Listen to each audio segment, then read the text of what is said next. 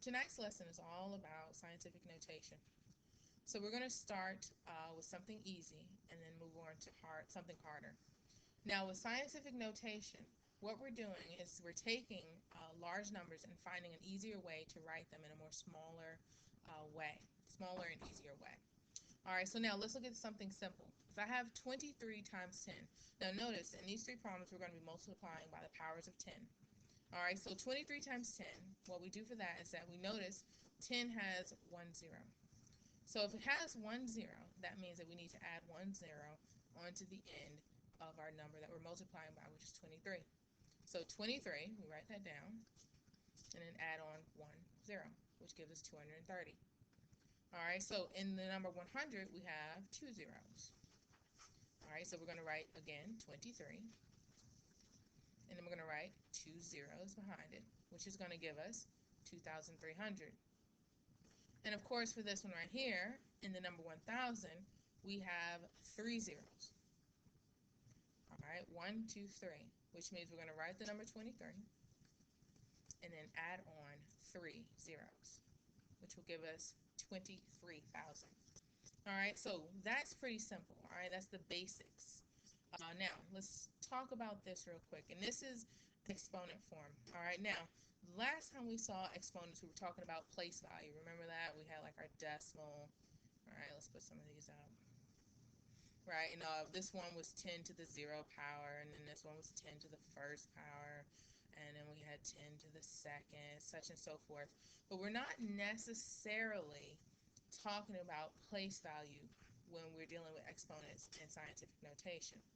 In scientific notation, the exponent, this one right here, this 1, tells you how many times to move your decimal in a number. All right, so 10 to the first means you need to move your decimal one time. 10 to the second means you move it twice. 10 to the third means you move it three times. 10 to the fourth, you would move it four times. And 10 to the fifth, you would move it exactly five times. And 10 to the sixth means that you need to move it six times. Now, depending on whether you're multiplying or dividing, will tell you whether you're going to move it to the right or to the left. All right, so let's look at multiplication first. All right, so in this problem, ignore this red side over here. Let's just focus over here on our numbers right here on the left. All right, so we have 75 hundredths times 1,000. All right, so now, first things first, we need to find out how many zeros do we have. All righty, and we know that we have 1, 2, 3 zeros.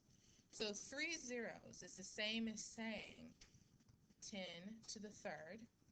Alrighty, so I'm just going to rewrite it. 75 hundredths times 10 to the third, because we have three zeros, which means we need to move this decimal three times. Now, here's the key. If we are multiplying, we're going to move our decimal to the right. Okay? So here we go. We need to move it to the right three times. So 1, 2, 3. Now, yes, you'll notice that there's a blank spot right there, and of course we can fill that in with a 0. And we find out that 75 hundredths times 1,000, which is the same as saying 75 hundredths times 10 to the third, our answer is 750.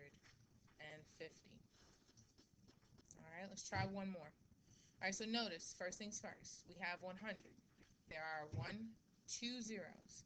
2 zeros is like saying 10 to the second, because we're going to move it two times.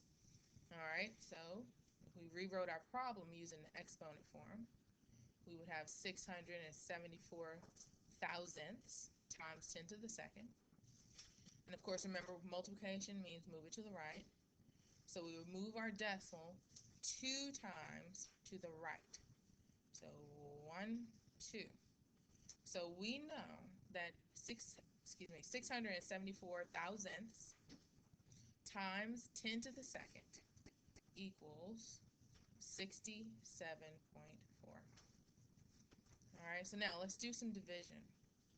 Now, if we go to the right when we multiply, that means when we divide, we actually need to go to the left. All right, so when we divide, we're going to move our decimal to the left. Okay, so we have pretty much the same exact numbers, 75 hundredths, 674 thousandths.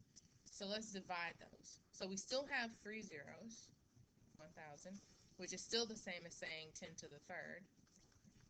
Alrighty, so we rewrite it.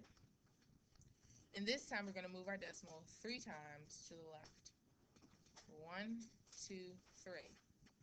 Alright, so notice. So you'll notice that we have 1, 2 blank spots. So for those blank spots, we're going to use a placeholder 0 because 0 is good. He doesn't change our value. He holds our spot really well. So we can see that our answer, that 75 hundredths divided by 1,000, also known as 75 hundredths divided by 10 to the third, gives us this gorgeous answer, 0.00075. That's our answer. Feels good? Awesome. Let's do this one right here. We have 674 thousandths divided by 100.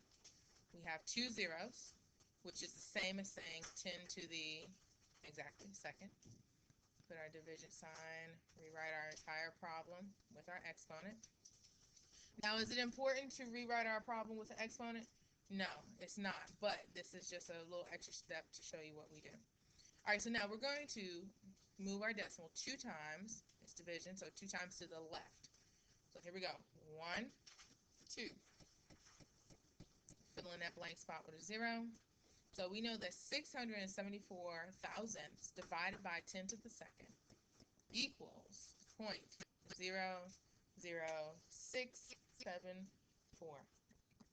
All right, that's not too hard, right? Pretty simple. Now, tomorrow, when you get to class, we will go over this again, and we will work on all of those problems, so it'll be your chance to perfect this. So if you need to, you can watch this a second time, and of course, like I said, we'll work on it again. See you tomorrow.